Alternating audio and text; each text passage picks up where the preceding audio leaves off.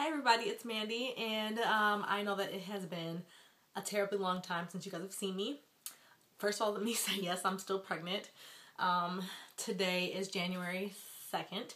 I am 35 weeks pregnant today, Wednesday, but I haven't updated you guys since my 29th week. So this is going to be a brief update from week 30 to today. So it's going to be very brief of each week. Something that happened around that time. I tried to jot down as much as I could. So I'm going to try not to talk too much and just get right into it. So first let me say sorry. sorry for not giving you guys your weekly updates or even 2 weeks that I waited this long. There's just, with the holidays, there was just way too much going on. And I just really didn't have the motivation, the time, any of it to vlog. I mean, just none of it. So I'm trying to get it in because I'm figuring if I don't get this in, the next video that I'm going to shoot for you guys is going to be a video of me being in the hospital. And I don't want that. I kind of want you guys to have the ending of my pregnancy updates. So let's get to it. So let me see. So at 30 weeks, I started going to the doctor every week. And every week that consisted of me having an ultrasound, an NST, which is a neonatal stress test or something stress test. I can't even think right now. And an OB appointment. So I had all three of those appointments. I've been having all three of those appointments since 30 weeks every week, which consists of a very long doctor day for me and my husband. Let me see. So at 31 weeks, I had my last fetal fibronectin test, the FFT test, to see if you're having any symptoms or any, preterm labor issues. So that one was negative, and if you've watched my videos previously, those have been negative as well. So I had 3 of them total, and all 3 of them were all negative, so I never had any preterm signs with those tests. Let me see, at 31 weeks, I had an ultrasound to measure the babies, and baby girl was 4 pounds and 2 ounces. Her heart rate was 142. Her weight was in the 69th percentile. Baby boy was 4 pounds and 7 ounces, and his heart rate was 160, and his weight was in the 77th percentile. And that was at 31 weeks. At 31 weeks, the NST was well. Everything went good. Babies were active, and they seen everything that they wanted to see. So I passed that. At 31 weeks, my contractions started to get a little more intense than they were before. Before they were like 30 to 45 seconds, and at 31 weeks, they started to last almost a minute. At 32 weeks, baby boy went from being transverse at 31 weeks, and previous weeks he was transverse, to being breech at 32 weeks. So at 32 weeks, his feet were down, and his head was up. So I was like, oh, shoot, bummer, because, I wanted him to stay transverse. If anything, if not head down, at least transverse, so there was a better option of him going head down. But he was breech at 32 weeks.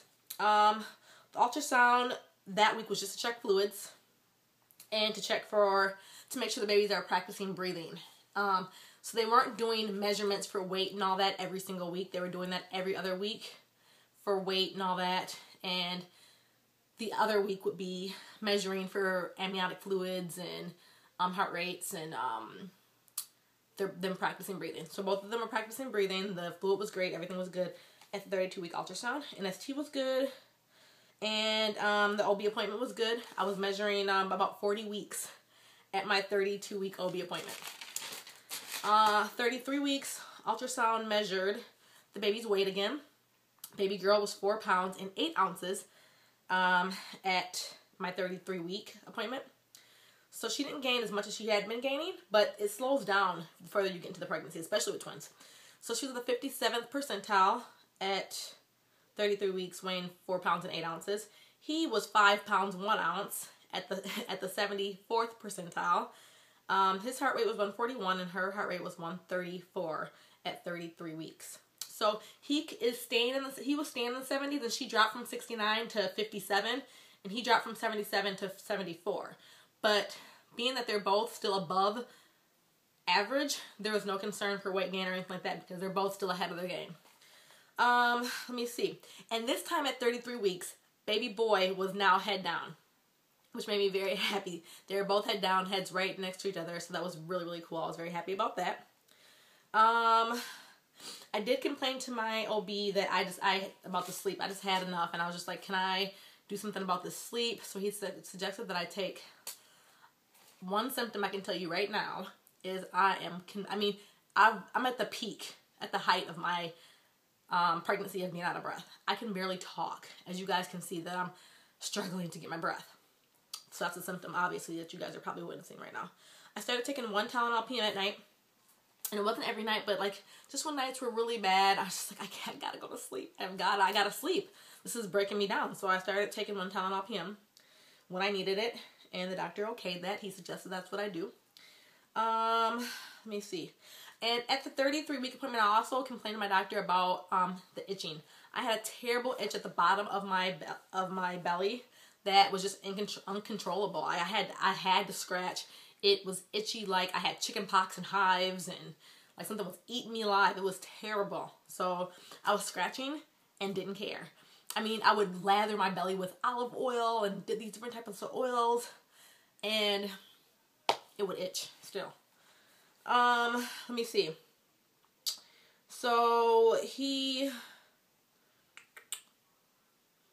wasn't worried about it. He just said that it was pregnancy induced and that he would suggest me putting Benadryl cream on it or taking Benadryl for it. And I did neither. I'm very cautious that I just don't like taking stuff, and I was already doing Tylenol PM. I didn't want to start taking Benadryl and putting Benadryl cream on. So I just said the heck with it. I'm going to keep on lathering my body in oils. And if it itches, I'm just going to scratch it. I'm like, whatever. I don't care. I'm going to rub it, do whatever. Let me see. At 33 weeks, I started packing my hospital bags, and I will do a video of my hospital bags. I don't have exactly everything that I want in there, but I'll just list off things that I still need to put in there that are going to go in there at the last minute. But I will do a video on that hopefully after this video. Since I'm doing videos, I got to get them all done because the next video that I'll probably be recording after today will be some hospital footage. Okay, so I can probably just do a separate video on updates and things that we've done. Yeah, I'm not going to include that in this video.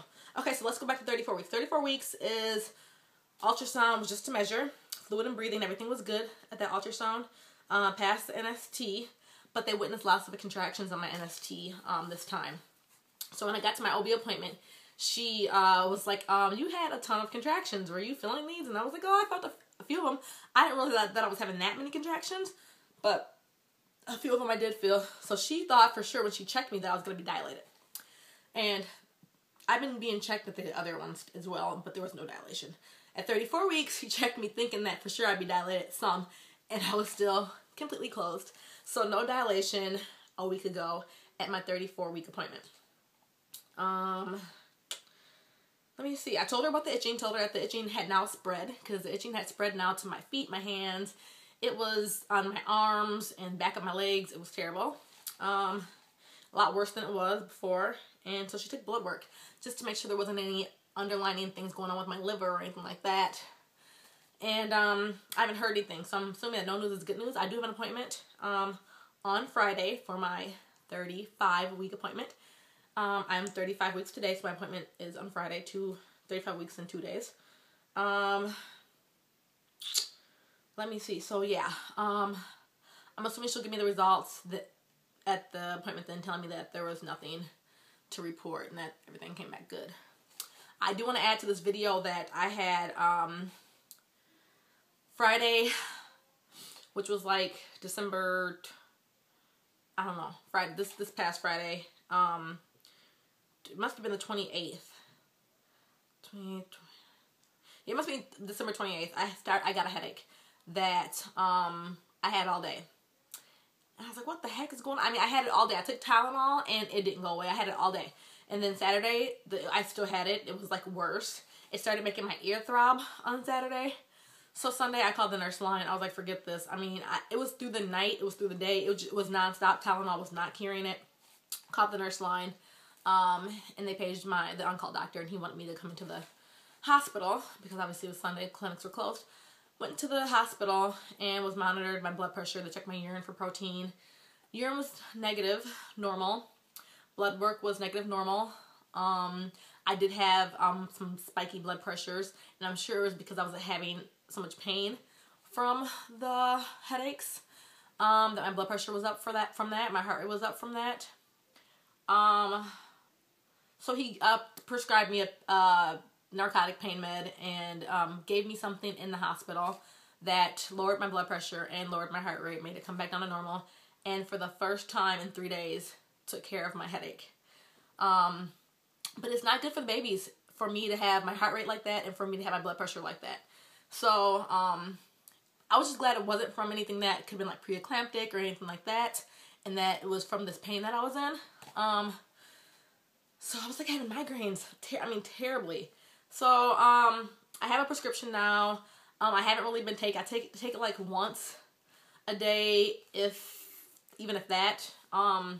I'm kind of trying to monitor because I really don't like taking things at all, any type of medication when I'm pregnant. Which I'm sure you guys understand. It's just, you don't want to do that. So that is it. The headaches are better. They're manageable. So that's it. I have an appointment on Friday, and that will be the appointment where they'll measure the babies again. I'm thinking that I'll make it to Friday. It's like day by day right now. Day by day of what's going to happen with these babies. So I take it day by day. My nights have been a little crazy. Contractions have been way more intense. My contractions are always over a minute. Now they're like 1 minute and 30 seconds. Almost close to 2 minutes sometimes. But they're not even 10. They're like 15 to 20 minutes apart when I have them. And they're not consistent like we're the whole night and into the day. They always go maybe for a while and they stop. So they're not true labor contractions at all. So yeah, I'm probably gonna do a vlog in between my hospital bag or whatever, I don't know, just to update you guys overall on things that we've been doing in the house, things that we've been doing to prepare for the baby, just things like that, because I'm not going to add it to this video because I'm already at 12 minutes and I don't want to make a video that's too long. So I will update you guys on my appointment on Friday, if I make it to that appointment on Friday, which I'm really thinking that I will. And what I'll do is make that vlog as soon as I get home from the appointment, because otherwise it won't get done. You guys won't be seeing any vlogs if I don't do it as soon as I get home. So thank you guys so much for your patience. Thank you so much for continuing to watch and support me. If you request me on Facebook, please let me know your YouTube username so I can check it out. I feel so bad because I have so many requests for Facebook friends that are from YouTube, but there's no messages. There's nothing for me to follow up with to see what's going on or who you guys really are. And I would love to add you. I do update Facebook almost every day, whether it's pictures or whether it's what's going on with the hospital. Everything is updated on Facebook all the time because it's so much easier. And I'd love for you guys to have the access, but I gotta know who you are. I just can't have that many just random people on my Facebook because there's so much more on Facebook. So thank you guys for watching. Thanks for your support, like I said. And I will be uploading a video also that I recorded weeks ago, like with my 29-week update, that I forgot to hit to make it public. And I'm thinking that it was public and it's not. Like, it's not, it's crazy. It's like a baby buy video that I did and never uploaded it. So I'll upload that as well. So be looking for some videos, you guys, and I hope you guys enjoy. I hope you guys had a wonderful holiday and a happy new year. I know that we did. It was a little hard, but we did. It was hard for me anyways, physically, but we had a wonderful holiday and a wonderful new year. So I hope you guys did the same, and I'm wishing you guys the best in the new year that is here, and I'm hoping that there's lots of BFPs and there's lots of deliveries and births and all that good stuff. So I will see you guys in a little bit. Thanks for watching. Bye.